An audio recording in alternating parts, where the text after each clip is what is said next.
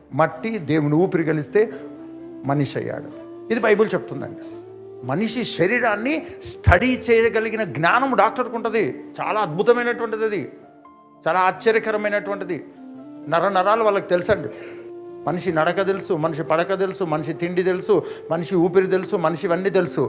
మరి చదువుకున్న వానికి ఎంత జ్ఞానం ఉంటే తయారు చేసిన వానికి ఇంకెంత జ్ఞానం ఉంటుంది. హల్లెలూయా. దేవుడు మట్టి దేవుని ఊపిరి కలిస్తే మనిషి అయ్యాడు.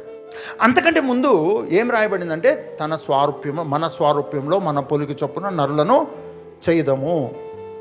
ఫస్ట్ థింగ్ దేవుని పోలిక, దేవుని స్వారూప్యం. రెండవది వారు సముద్ర చేపలను, ఆకాశ పక్షులను, భూజంతువులను, భూమిని ఏలుదురుగా కాని పలికారు. మానవుడు రెండు విషయాల కొరకు దేవుడు చేసినట్టుగా మనకు కనపడుతుంది.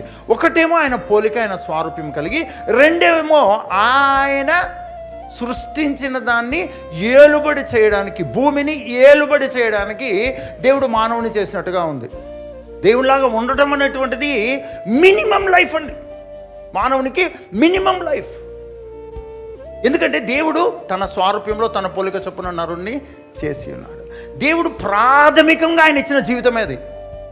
దేవుడు ప్రాముఖ్యంగా ఆయన ఇచ్చిన జీవితం అది. గట్టిగా హల్లెలూయా చెప్దామని. అందుకని నీ క్రైస్తవ జీవితంలో నీ ప్రార్థన, నీ విజ్ఞాపన, నీ యొక్క దాహము, నీ యొక్క తపన, నీ యొక్క తీవ్రత ఏంటో తెలుసా అండి?